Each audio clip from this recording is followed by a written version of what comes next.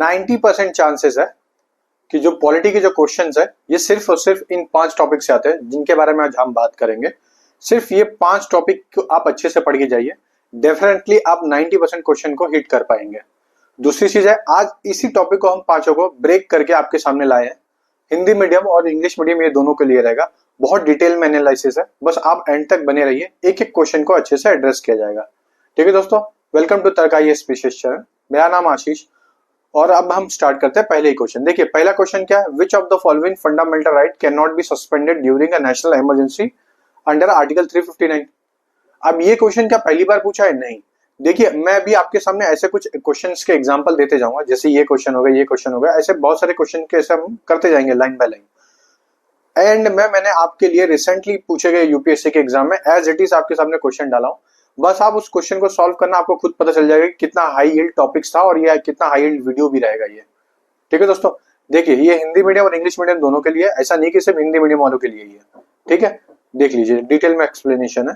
ठीक है, चलिए पहला ही क्वेश्चन स्टार्ट करते हैं। विच one of the following fundamental right can not be suspended during a national emergency under article 359। अब जानते हो इमरजेंसी का आर्टिकल कहां से लेके कहां तक चालू होता है, ये आपको पता होना चाहिए। नेशनल कौन सी होती है, स्टेट कौन सी होती है, इकोनॉमिकल कौन सी होती है। अब आर्टिकल एक होता है 358 वर्सेस होता है 359। ये दो आर्टिकल होता है और ये दो आर्टिकल बहुत कंफ्लिक्ट में रहता है, इसलिए हर बार यूपीएससी ये ट्राई करता है कि ऐसी चीजें पूछा जाए जिससे बच्चे हर बार कंफ्यूज हो जाए, और आप डेफिनेटली कंफ्यूज हो भी रहे हो। तो जैसे कि पहले ही है कि कौन सा ऐसा है आर्टिकल जो सस्पेंड होता है, वो सस्पेंड ही नहीं होता ड्यूरिंग आर्टिकल 359। कौन सा है? Right to life and personal liberty. आपको जीने का हक हमेशा मिलेगा, चाहे वो इमरजेंसी हो जाए, चाहे कुछ भी हो जाए। सिर्फ 42nd अमेंडमेंट के पहले या 42nd अमेंडमेंट के जब भी हमारी इंदिरा गांधी जी ने जब इमरजेंसी लगाई थी, उस टाइम पे सब चीज वायलेट होता था, लेकिन आफ्टर 44th कॉन्स्टिट्यूशन अमेंडमेंट के बाद ये सब चीज खत्म हुई। ठीक है, देखिए अब इस पे एक्सप्लेनेशन भी अच्छे से दिया भी है। आप यहाँ पे देख सकते हैं कौन कौन सी during emergency due to war. सबसे पहला है 358 कब रहेगा, जब ड्यू टू वॉर अनाउंस हो जाएगा तो government can restrict freedom of speech, assembly, movement without any legal consequences. अब बताइए कि ये आर्टिकल 358 सिर्फ किसके ऊपर लगेगा? सिर्फ और सिर्फ इंडियन सिटीजन के ऊपर लगेगा, क्योंकि ये सिर्फ आर्टिकल 19 को एबॉलिश करता है।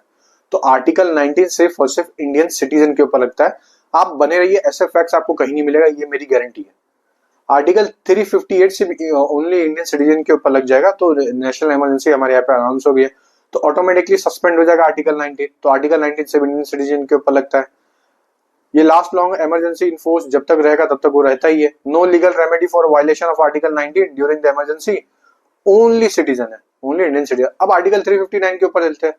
देखिए आर्टिकल 359 क्या डील करता है, आर्टिकल 20 और 21 ये दोनों सस्पेंड नहीं होंगे। ठीक है, ये दोनों डेफिनेटली सस्पेंड नहीं होंगे। तो ये क्या होता है, ये सबके लिए, पूरे कोई भी सिटीजन होगा, कोई भी इंडियन सिटीजन, सबके लिए लागू होगा बराबर के लिए। तो मेनली ये काम करता है, President can issue an order suspending the right to move to court for the enforcement of fundamental right except Article 20 और 21। ये दोनों आपके पास हक रहेगा कि आप जब चाहिए इसे आप जा सकते हो, सुप्रीम कोर्ट में चैलेंज कर सकते हो कि गवर्नमेंट ने मेरा ये चीजें अच्छे से नहीं की है, ऑल पर्सन को अलाउ करके रखा है। ठीक है, तो ऐसे ही क्वेश्चन यूपीएससी फ्रेम करता है। मैं बस बता रहा हूं आपको कि आपने अगर 359 पढ़ा है तो आर्टिकल 358 भी साइड बाय साइड अच्छे से देखिए, जिससे आपको ही आपका आउटपुट पता चलेगा।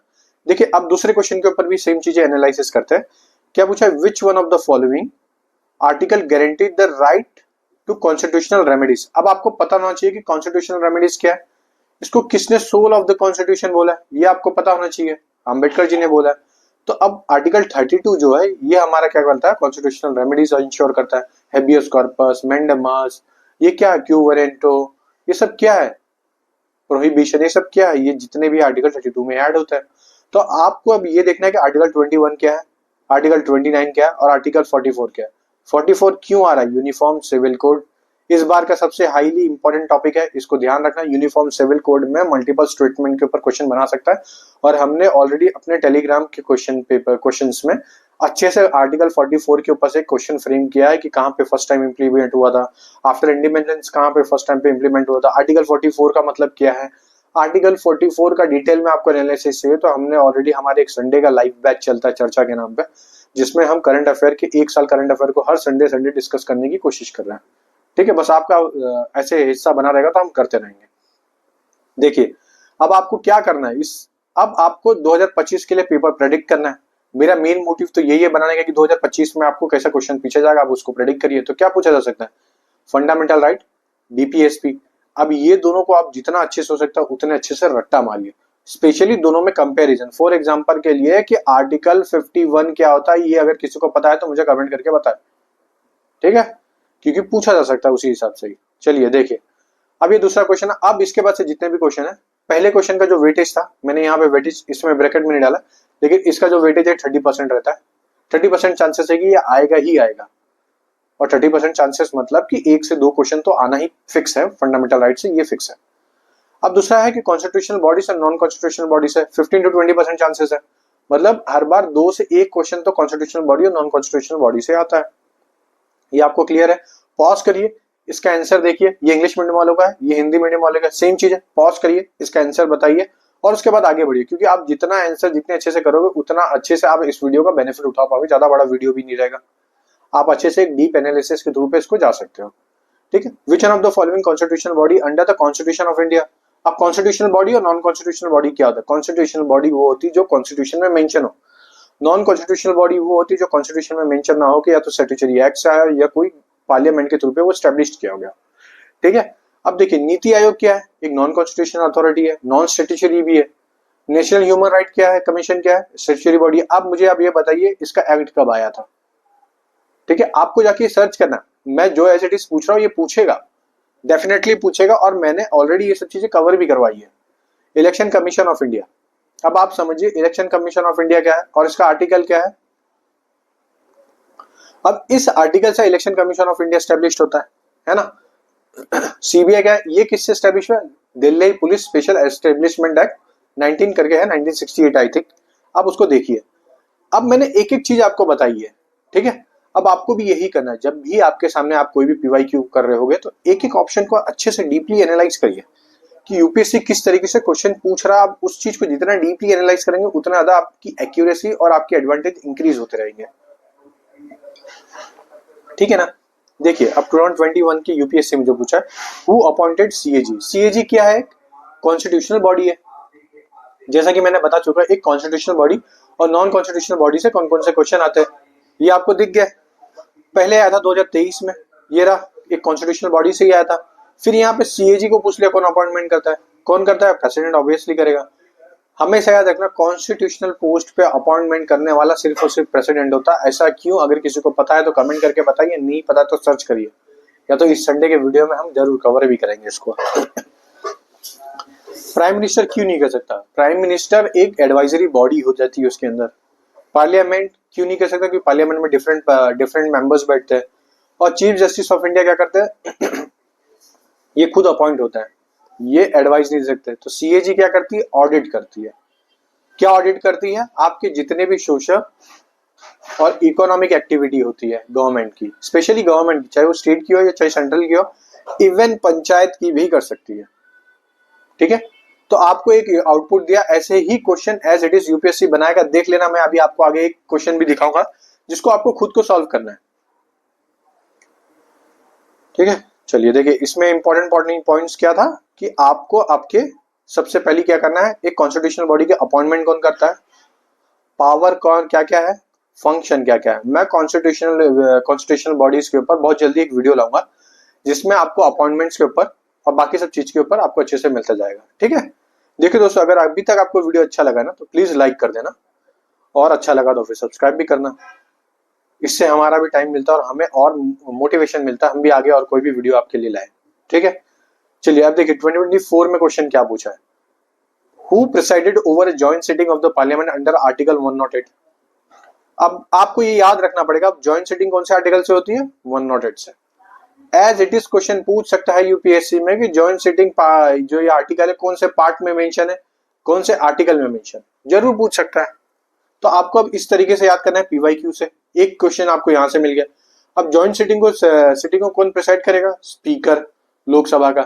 अगर लोकसभा का स्पीकर नहीं रहा तो राज्यसभा का चेयरमैन नहीं करेगा, डिप्टी चेयरमैन या तो डिप्टी स्पीकर करेगा पहले, ठीक है। और डिप्टी स्पीकर नहीं रहेगा तो डिप्टी चेयरमैन ऑफ राज्यसभा करेगा। चेयरमैन ऑफ राज्यसभा नहीं करेगा, क्यों नहीं करेगा इसका भी मुझे कमेंट करके बताना। ये सब ऐसे क्वेश्चन है जो यूपीएससी के सबसे इंपॉर्टेंट क्वेश्चन में से आते हैं। और यूपीएससी हर बार ऐसे क्वेश्चन अलग अलग एग्जाम में अलग अलग तरीके से बताता है, चाहे वो सीएपीएफ का हो, चाहे वो सीडीएस का हो, किसी का भी हो। यूपीएससी के जब भी क्वेश्चन पूछे जाते हैं तो उस तरीके से वो रोल ऑन करके पूछता रहता है। ठीक है, चलिए अब आगे बढ़ते हैं। Money bill is defined under the article of constitution. कौन से आर्टिकल ऑफ कॉन्स्टिट्यूशन में डिफाइंड है? 110 पे। अब आपको ये जाके देखना 124 क्या है। 356 तो चलो आप एलिमिनेट कर लोगे क्योंकि नेशनल इमरजेंसी है। 124 भी आप कर लोगे, बचेगा ये दोनों। जब भी आप एग्जाम हॉल में रहते हो तो डेफिनेटली ये सबसे ज्यादा कंफ्यूजिंग स्टेटमेंट होता है कि मुझे 112 चूज करना है कि 110 चूज करना है। आप अपना टाइम निकालिए, अच्छे से एक आर्टिकल को देखिए। इसका एग्जाम्पल है, अब सबसे ज्यादा आपको कौन सा है? 110 पे फोकस करना है, 112 पे, 113 पे, 114 पे। मतलब इससे आपको क्या पता चला? अब मनी बिल पे देखिए, इसी मनी बिल को फिर घुमा के पूछ लेगा चाहे ये किस में इंट्रोड्यूस होता है, लोकसभा में कि राज्यसभा में? किसके पास पावर है इसको अमेंड करने की, लोकसभा के पास कि राज्यसभा के पास? ऐसे क्वेश्चन पूछता है। मनी बिल के ऊपर कौन डिसीजन ले सकता है? स्पीकर ले सकता है। सेम चीजें, ऐसी चीजें यूपीएससी फ्रेम करेगा, भी आपको आगे क्वेश्चन दिख भी जाएगा। ठीक है, ये हिंदी मीडियम हो जाएगा। पॉज करके आप जितना पॉज करके आप क्वेश्चन सॉल्व करेंगे उतना ज्यादा आप इस वीडियो का बेनिफिट उठा पाओगे, वरना कोई नहीं होगा। एक कान से सुनोगे, दूसरे कान से निकाल दोगे, कोई मतलब नहीं निकलेगा। ठीक है, अब देखिए इंपॉर्टेंट कॉन्स्टिट्यूशनल अमेंडमेंट के ऊपर ये 50% आते हैं क्वेश्चन, मतलब 1 आ जाएंगे, 2 आ जाएंगे, ऐसे आ जाएंगे। इस बार आने की जैसे चांसेस है कि 106 अमेंडमेंट कौन सा है, 105 कौन सा है, 104 कौन सा है, 103 कौन सा है, 102 कौन सा है। हो सकता है ये सबको मैच द फॉलोइंग में आ जाए, या हो सकता है ये सब के आगे एक स्टेटमेंट लिख के बोल they only 1 correct, only 2 correct, only 3 correct, ऐसे करके पूछ लेगा। तो आपको क्या करना है, जितने भी मेजर अमेंडमेंट है उनको याद करना है। तो कौन कौन से मेजर अमेंडमेंट हो जाएंगे आपके? एक तो 42nd हो गए, 44th हो गए, 36th हो गए, 86th हो गए, 91 हो गए, 61 हो गए, 52 हो गए। फिर उसके बाद आपका हो जाएगा 100 से लेके पूरा 106 तक। स्पेशली 106 में कौन सा अमेंडमेंट बिल था ये भी आप देखिए, एनालाइज करिए, अच्छे से बताइए। देखिए जैसे 101 कॉन्स्टिट्यूशनल अमेंडमेंट है, कौन सा ये? जीएसटी। वैसे 100 कौन सा ये बताइए। और अभी भी करंट अफेयर में था। पॉलिटी का करंट अफेयर आपका जितना स्ट्रांग होगा उतने अच्छे से आप एक टॉपिक को कवर कर पाओगे। तो 101 और सेम चीज मैं पूछ रहा हूँ 100 कॉन्स्टिट्यूशनल अमेंडमेंट किसके साथ था, कौन सी कंट्री के साथ था? मैंने इतना भी हिंट दे दिया, आप मुझे बस कमेंट करके बताना। Which amendment act reduced the voting age of 21 to 18? कौन सा ऐसा अमेंडमेंट था जिसमें वोटिंग एज की जो पॉपुलेशन की होती है 21 थी वोटिंग की, पहले 18 कर दिया। ये था 61 कॉन्स्टिट्यूशनल अमेंडमेंट। अब आपको फाइंड आउट करना है ये सब क्या है। देखिए बहुत जरूरी है ये फाइंड आउट करना। क्यों? क्योंकि 61 कॉन्स्टिट्यूशनल अमेंडमेंट में एज तो कम कर दी थी, किसमें? लोकसभा में और स्टेट लेजिस्लेचर में। क्या पंचायत में कम की थी इसने? ये मुझे जरूर बताना कमेंट करके। 44th कॉन्स्टिट्यूशनल अमेंडमेंट क्या है? 73rd से क्या हुआ था? पंचायत आई थी। अब पंचायत में क्या इलेक्शन प्रोसीजर अलग होता है, इसको आप नोटिस करिए। पंचायत में जो मेंबर बैठते हैं, ठीक है, जो भी मेंबर होते हैं उनकी मिनिमल एज क्या है? जैसे लोकसभा में कोई मेंबर बैठता है तो उसकी मिनिमल एज क्या है उसके अंदर बैठने की, सेटिंग करने की। सेम चीज है 86 कॉन्स्टिट्यूशनल अमेंडमेंट क्या है, जिसके थ्रू पे क्या आया था? Right to education. ठीक है, अब आपको यही चीजें घुमा घुमा के पूछेगा। 80 हो सकता है 86 से ना पूछे, 73rd से जैसे मैंने पूछ लिया आपको वोटिंग के ऊपर। आधे लोग इसी में परेशान हो गए भाई सच में वोटिंग का उससे चेंज हुआ था कि नहीं हुआ था। यही चीज होती है, यही ट्रिक होती है यूपीएससी की, आपके सामने वाली चीजें पूछता है और आपको लगता है कि आपने सब कुछ पढ़ लिया, हाँ भाई 61 से ये हो गया। अब मैं पूछ रहा हूँ कि पंचायत का होता है कि नहीं, आप सोचिए। नहीं समझ में आया तो जाके सर्च करिए। लेकिन ये बहुत इंपॉर्टेंट क्वेश्चन था जिससे आपके ही ब्रेन में एक एनर्जी या तो एक मोटिवेशन क्रिएट होता है। ठीक है, तो 20 मेजर अमेंडमेंट मैंने अभी आपको एक शॉर्ट फॉर्म में बता दिया, जिनको नहीं दिख रहा है बैक जाके देखिए। सेम चीजें हिंदी मीडियम वालों का, पॉज करिए, देखिए, समझिए और आगे बढ़िए। आप देखिए यहाँ पे राइट टू एजुकेशन का क्या था, ये रहा, दिख रहा है आपको। ईडब्ल्यूएस का क्या है ये मुझे जरूर कमेंट कर। अनटचेबिलिटी कौन से है, कौन से आर्टिकल में आती है, और कौन से एक्ट है, एट्रोसिटी एक्ट क्या होता है, कब आया था, अनटचेबिलिटी एक्ट कौन सा होता है, अनटचेबिलिटी एक्ट कब आया था, और इसके अंदर क्या क्या रिसेंटली रिफॉर्म या अमेंडमेंट हुआ है। ये सब चीजें आपको देखते रहनी है। आप जितना ये सब चीजें क्लियर करते रहोगे उतना ज्यादा आपकी एक क्लियरिटी और थॉट एक इंक्रीज होती रहेगी। ठीक है दोस्तों, सॉरी, चलिए अब देखिए आगे बात करते हैं। आगे सबसे बड़ी बात है कि यूपीएससी में 2023 में यही क्वेश्चन पूछा था आपके ऊपर, ये हिंदी मीडियम में दिया है, सॉल्व करिए। देखिए मेरा ये मकसद नहीं, मेरा ये मकसद है कि मैं हिंदी और इंग्लिश में इसलिए बोलता हूँ कि दोनों मीडियम वालों को बेनिफिट हो जाए। इवन हिंदी मीडियम वाले के लिए भी हो जाए, क्योंकि उनके पास रिसोर्सेज कम है, रिसोर्सेज बहुत है मगर एक कंसाइज रिसोर्सेज नहीं है। तो हमारी तरफ से यही है कि आपको एक कंसाइज रिसोर्सेज प्रोवाइड किया जाए। ओके दोस्तों, देखिए ये क्वेश्चन क्या है, यूपीएससी के 2023 में पूछा था। Which body is responsible for conducting election to the parliament and state legislature of India? कौन कौन सी है, कौन सी कर सकती है? ये इलेक्शन कमीशन ऑफ इंडिया कर सकती है, लेकिन पंचायत में कौन कर सकती है? ये आप देखिए। अब यहाँ पे सुप्रीम कोर्ट ऑफ इंडिया क्यों बोला है, election commission of India, Lok Sabha का सेक्रेटरीट क्यों बोला, यूपीएससी क्यों बोला? आपको ये सब चीजें देखनी पड़ेगी। अपनी तरफ से आप जितना एनालिसिस अच्छा रखोगे उतना अच्छा ही आपको एक आउटपुट आपका मिलता रहेगा। सॉरी, ठीक है दोस्तों, तो आप अपने एनालिसिस को बहुत अच्छे से रखिए। चलिए आगे बढ़ते हैं, आगे वाले क्वेश्चन पे कुछ देखते हैं। अब मैंने आपको सब कुछ बता दिया है कि कैसे कैसे क्या क्या पूछा जा रहा है, ठीक है।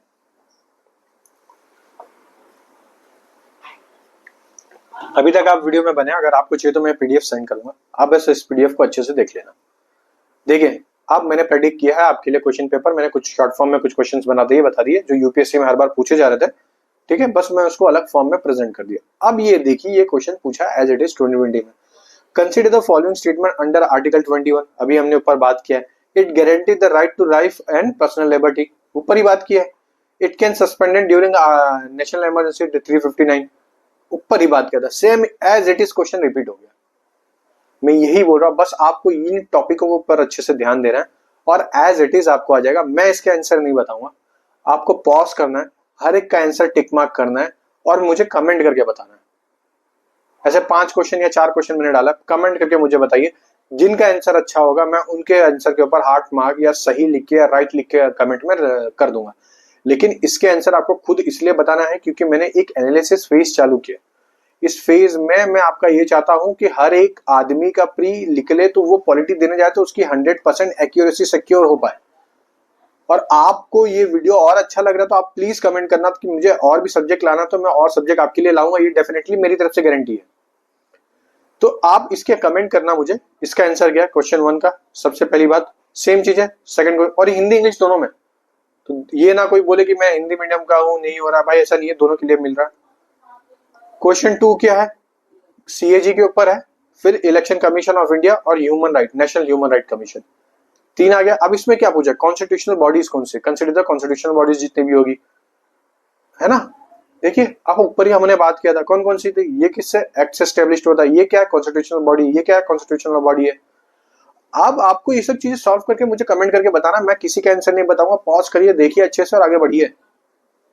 और फ्री में पीडीएफ चाहिए तो कमेंट कर देना, आपको फ्री में हमारे टेलीग्राम पे पीडीएफ भी मिल जाएगा, ठीक है। ऐसे बहुत सारे छोटे छोटे ट्रिक है, आप थोड़ी देर और बने रहिए, मैं और आपको एक अच्छी सी एक इनपुट दूंगा जो काफी अच्छा आपके लिए इंक्रीज कर भी देगा मार्क्स, ठीक है। मनी बिल के ऊपर से सेम क्वेश्चन है, देखिए बस ये सब क्वेश्चन को आप अच्छे से देखिए, सॉल्व करिए और बताइए। राज्यसभा में क्या अमेंडमेंट होता है, ऊपर बात की थी अभी।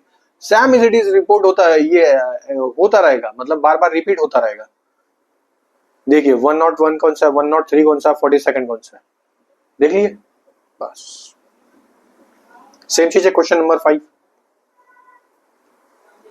ये क्वेश्चन इसलिए नया है क्योंकि करंट एंड अफेयर में था ये, तो करंट एंड अफेयर का पॉलिटी का आपको अच्छे से कवर करना है। नहीं समझ में आया आपको तो मैंने पॉलिटी का करंट अफेयर बहुत अच्छे से बताया भी है, आप जाके देख भी सकते हो उस वीडियो, ताकि आपका और एक अच्छा सा आउटपुट इंक्रीज हो पाए। चलिए देखिए अब आगे बढ़ते हैं कि अब मेरी बात है कि मैं कौन कौन से 5 टॉपिक को सबसे ज्यादा हाई यील्ड टॉपिक बोलता हूँ, बस आप सबसे पहले इनको तो पढ़ के जाना। सबसे पहला है फंडामेंटल राइट, डीपीएसपी, ठीक है, ये आप लिख लीजिए, कहीं भी नोट पेन लेके लिखिए। दूसरा है कॉन्स्टिट्यूशनल और नॉन कॉन्स्टिट्यूशनल बॉडी के अपॉइंटमेंट क्या होते हैं, उनके पावर क्या होते हैं, उनके फंक्शन क्या होते हैं, क्या उनके रिमूवल प्रोसीजर को कॉन्स्टिट्यूशन में मेंशन किया है कि नहीं मेंशन किया है। अगर आपको ये सब चीज बनाने में दिक्कत हो तो मुझे बताना, मैं आपके लिए एक टेबल अच्छे से बना के दूंगा, जिसमें सिर्फ आपको ये करना रहेगा, बस वो 1 या 2 पेज का टेबल होगा, आपको बस एग्जाम में जाने से पहले आधा घंटा पहले बस उसको देख के जाना। डेफिनेटली अगर एक भी क्वेश्चन आया ना तो आप सबसे अच्छे हो जाओगे, क्योंकि एक पेज से आपको 2 मार्क्स मिल जा रहा तो क्या चले जा रहा है आपका, ठीक है दोस्तों। चलिए देखिए अब आगे क्या है, अब आपका यहाँ पे सबसे इंपॉर्टेंट क्या हो जाता है कि प्रेसिडेंट के पावर देखिए, पार्लियामेंट के पावर देखिए, स्पीकर के पावर देखिए और चेयरमैन ऑफ द राज्यसभा के पावर देखिए। ठीक है, अब यहाँ पे आर्टिकल 110, 112, 113, 114 और स्पेशली मनी बिल को बहुत अच्छे से देखना। Money bill, constitutional amendment bill और ऑर्डिनरी बिल, तीनों में बेसिक फर्क क्या है ये देख लीजिए। हो सकता है तीनों के एक स्टेटमेंट दीजिए और तीनों के स्टेटमेंट से आपको क्वेश्चन पूछ ले और आप वहां पे फिर आप कंफ्यूज हो जाओगे। ठीक है, अब देखिए उसके बाद क्या है, 20 मेजर अमेंडमेंट पढ़ना है, मैंने इसके बारे में आपको बता दिया, ये आपका हो गया चौथा टॉपिक। पांचवा टॉपिक क्या है, करंट अफेयर आपको पॉलिटी से बहुत अच्छे से कवर करना है। ठीक है ना दोस्तों। देखिए दोस्तों, अब ये एक चीज तो हमेशा अपने दिमाग में याद रखना कि जितना हो सकता है उतनी मेहनत करिए। ठीक है, क्यों?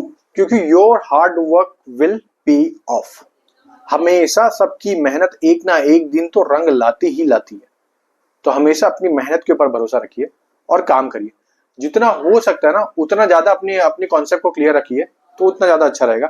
अगर अभी तक आपको ये वीडियो में आप रख गए, अगर अच्छा भी लग रहा है तो आपको प्लीज कमेंट करना। अगर और कुछ रिफॉर्म चाहिए तो मुझे बताना, मैं और भी लाऊंगा और सब्जेक्ट के धीरे धीरे आते रहेंगे। ठीक है दोस्तों, चलिए जय हिंद दोस्तों।